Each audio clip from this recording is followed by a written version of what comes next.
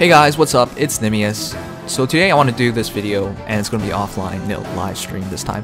It's going to be all about how well I did in Voting Gauntlet and how you can do as well. So let me show you first how well I did before you start, you know, being skeptical and rioting. It would have been great if we actually win, but you know, Carol's team, we sent them into Takumi into bonus, and so they should win.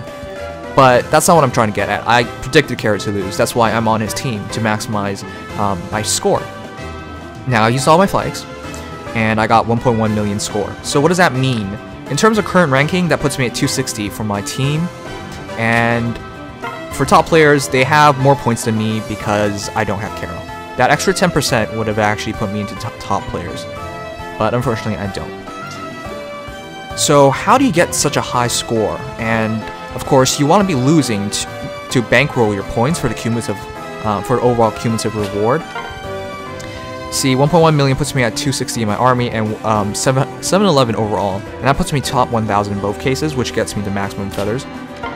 Assuming I can keep this up, that would be great. And yeah, it could have been sweeter if we actually won like this, because we get that extra 500 for army victory. But nah, that's too bad. If this ended last, if we didn't send them into bonus, that would have been good enough. Anyways, what I'm trying to get to is how can you replicate this and how can you make sure you get the same results? So first of all, everyone knows the basic rules. Don't spend flags without getting a bonus, and always check like every half hour to see if you, or every hour or so, to check if you guys are in bonus or not.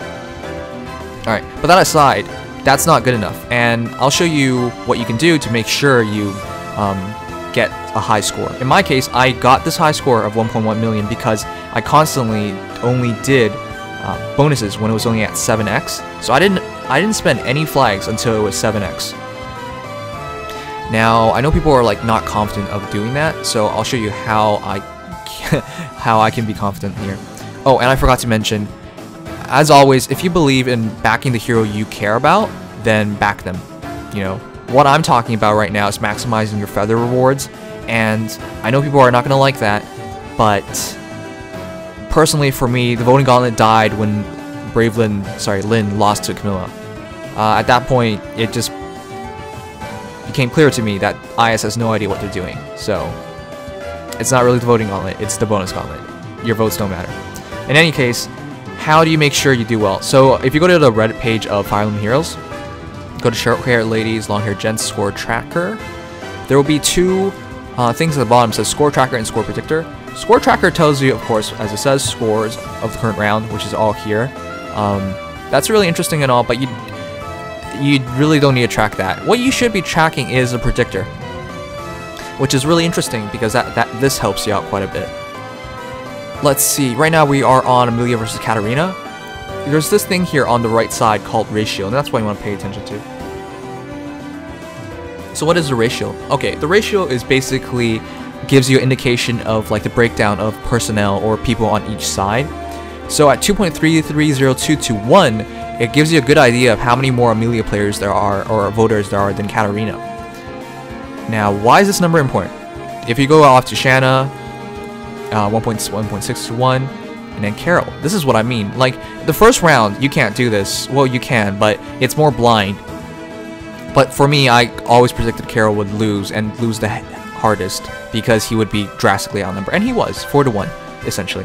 So why do you want to know this stuff? What if you really, really want to maximize your points? You want to be on the losing sides, because you have more bonuses overall. And if you have more bonuses overall, you can afford to wait longer before you commit your flags. So in my case, again, as I was saying, I only spent my flags when I was at 7x, and in that case, that meant not spending any flags in the first day.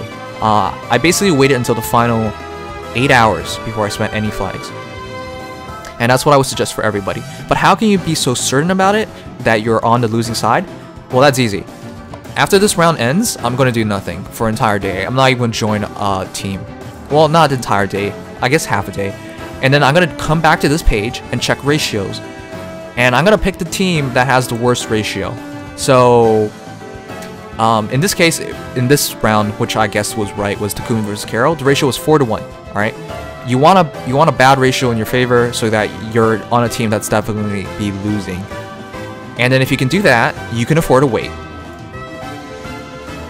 Soren versus Ryomo is actually interesting. I did think Ryomo would win, but 3.5 to 1, Soren put up quite a fight. And you can see the lead difference and things like that on the site. It's really interesting. It's all math, but you don't really need to know about all of that stuff. If you like the math, like I'm accountant, so I like seeing a bunch of numbers. Great, but it's not necessary. Just check the ratio.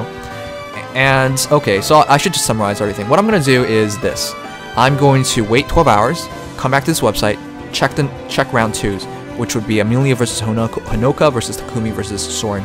And I'm going to check whichever side has the worst ratio, and then I'm going to join that side and back the hero of the worst ratio, aka the person who is most likely going to lose. And then after that happens, I'm going to do all the quests. Of course, you guys know there's flag quests.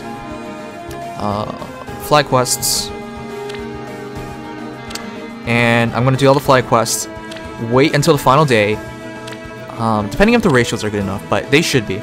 And then simply going to wait until the final 8 hours and then spend all my flags at the highest possible bonus, because you guys know how bonuses work, right? The longer you wait, the higher the bonus ratio. When you first get when the bonuses first come out, they're only like 3x, but near the end of the day, they go from 7 to like 7.6 or something. I forgot the exact number, but the bonuses are better if the longer you wait, and the only way to ensure you are going to have a good bonus later on is if you are on a bad team. Yeah, it goes up to 7.5 apparently. Alright, but that's my point. So, yeah, that's what I'm going to do. Wait 12 hours, come back to this page, see the team with the worst ratio, back the person most likely to lose, and then from there wait until the final day, final 10 hours, 8 hours, and then spend the flags. And that's how you're going to ensure you get top 1,000, top 1,000. And yeah, that's basically it. There's not much else to say. If you do that throughout, I think you should be able to get top 1,000 overall. There's some exploit going around where if you get 600, you can use 600 flags an hour. I don't know anything about that personally. I know somebody else talking about it. His name's Ether, Intelligent Systems, Nintendo. If you're listening to this, please ban him. Well, anyways, if you guys enjoyed, please leave a like. Subscribe if you haven't already, and this was Nemius. Voting Gauntlet is much more like a bonus gauntlet, right? So let's do our best, just get as many feathers as we can, and I'll see you guys next time. Bye bye!